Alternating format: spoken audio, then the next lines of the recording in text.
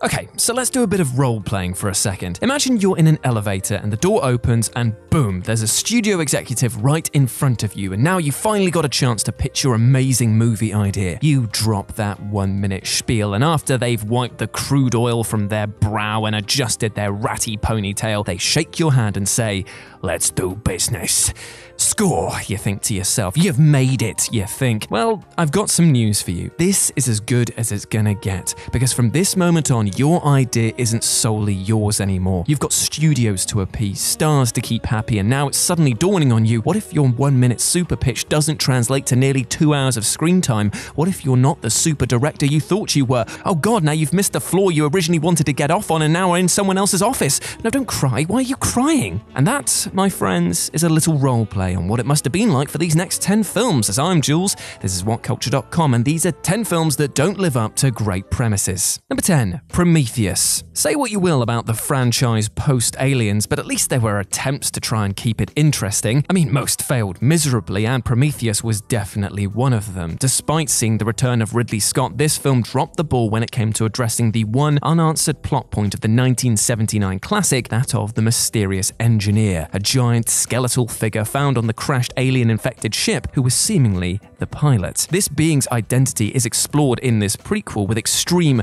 grueling detail, and yet somehow very few questions are actually answered. It appears that they found humanity. Okay, why? It appears that they turned on their creation. Again, why? It appears that they were the first hosts of the xenomorph-esque beings. Okay then. And in between all of these moments are some true acts of character stupidity, with biologists touching new alien life without a care and running in a straight line directly under a falling object rather than to its side, and it left the film's interesting premises covered like a facehugger that had latched onto its dumb skull. Number 9, The Interview. There's no doubt that Seth Rogen, James Franco, and co-writer Evan Goldberg knew that they were being agitators when they released The Interview, but it's unlikely that they realized the kind of backlash that North Korea would aim their way. According to the Korean Central News Agency, Kim Jong-un's regime would unleash stern and merciless retaliation if the film ever saw the light of day, and this might have explained why the film was buried with a limited theatrical release on Christmas and included an edited cut of the dictator's gruesome death scene. And yet, also thanks to the attention it was getting, it still managed to be Sony's most successful digital release. However, like most films that market themselves as the movie they don't want you to see, it's not actually a politically charged diatribe or a plea for regime change. It's largely innocuous. The politics are there, but they are very shallow, and it's primarily a vehicle for Rogen and Franco's stoner banter, and as a result, anyone looking for something meaningful will be left wanting. It's still funny in places, but nowhere near as good as it could have been. Number 8, Alien 3. Okay, yes, I know that it's another film from the Alien franchise, but this one seriously could have been brilliant if it had just taken the series in the one direction that the trailer promised: xenomorphs on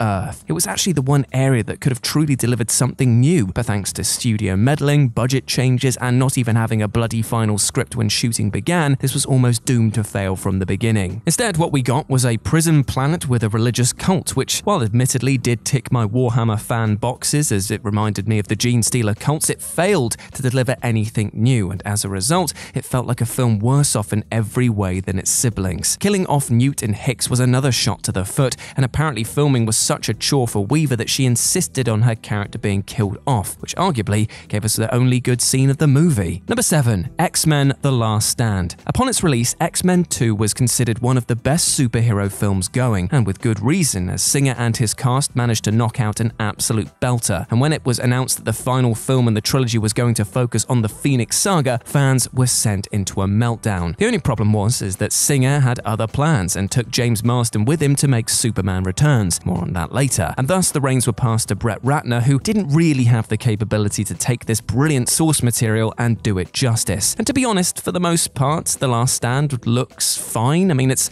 not great by any stretch, it's just fine. And thanks to Wolverine Origins, will never be seen as the worst X-Men film ever. It's just that its script tried to cram in not only everything about the Dark Phoenix, but also an entire mutant cure subplot, which made the film feel totally bloated and at the same time utterly anemic on actual content. Number 6, Superman Returns. We were told that this film was meant to be Superman as Superman was meant to be seen, picking up right after Richard Donner and Richard Lester's first two entries in the 70s and ignoring doing everything else, Bryan Singer sought to bring the Big Blue Boy Scout to the silver screen with the same grace and dignity that he arrived with. Donner had approached the material as an epic, and Singer wanted that same grandiose affair. But what Superman Returns lacks is any actual sense of wonder. There's none of that "you'll believe a man can fly" spectacle that the original executed so well. Instead, Superman returns after a 5-year absence to find Metropolis in misery and his nemesis Lex Luthor running amok. And what does Superman do about it? Well, very little in fact, and any action that does occur cuts away before anything of note happens. I mean, we get that Superman isn't the violent type, but this made him look weak when the director refused to show us any of his powers. Number 5. Indiana Jones and the Kingdom of the Crystal Skull. Even with expectations adjusted to factor in lead Harrison Ford's age and George Lucas's reputation slipping as he kept touching up his older works to less and less fanfare, the Crystal Skull still managed to disappoint almost everyone who saw it. And yet the premise was actually pretty decent. Moving on the narrative, showing the aging hero struggle against newer threats, hell, even passing on the mantle to a younger star, all could have been brilliant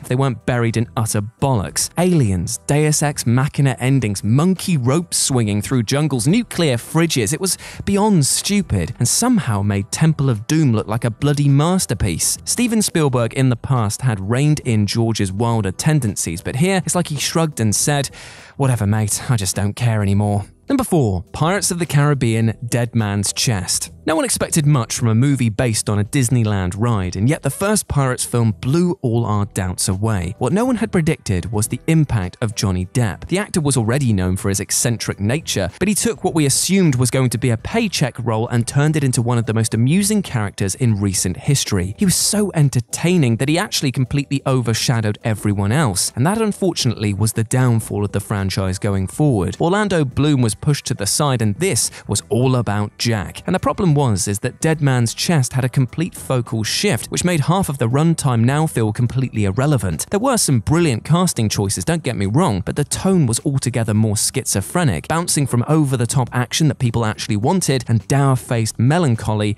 which just killed the pacing. Number 3. Sucker Punch. Prior to Sucker Punch, Zack Snyder had directed Dawn of the Dead and 300. One a style-over-substance remake of a film full of social commentary, and the other a very faithful graphic novel adaptation. Both were successful, with fans of the source material even being mostly okay with the films, and trust me, that takes some bloody effort. And so Snyder took that goodwill and aimed to prove to the world that he was more than just a good adapter. With Sucker Punch, his first original script, he could finally prove himself an intellectual talent as well as a visual one. Alas, what was delivered was definitely more style over substance, with a decidedly nasty undertone. Fans and the filmmaker himself have tried to repurpose this film as deeper than it actually was, but the truth of the matter is, if you're trying to lampoon a subsect of geek culture with bad attitudes towards women, maybe don't give them exactly what that demographic wants, thereby strengthening the desire for it.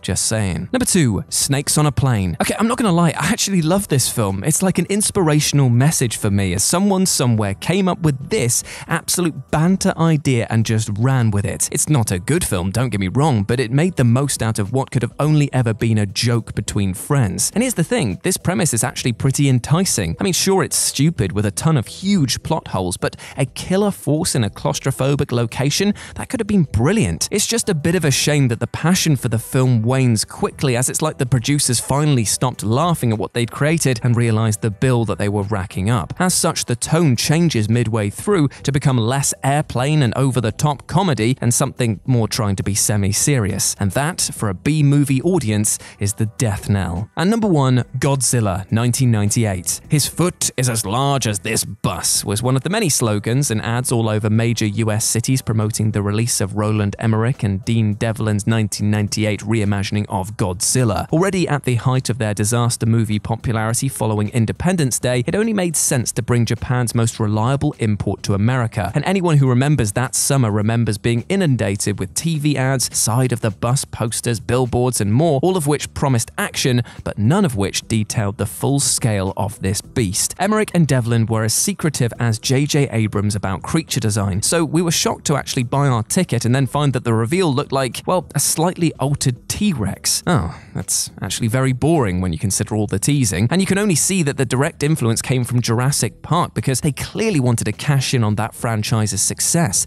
I mean, it's why the last act of the film is the cast on the run from velociraptor-sized baby Godzillas. The original film played on the very real fears of the atom bomb. Here, though, our only real fear is that we've interrupted a Simpsons cast reunion in the near future.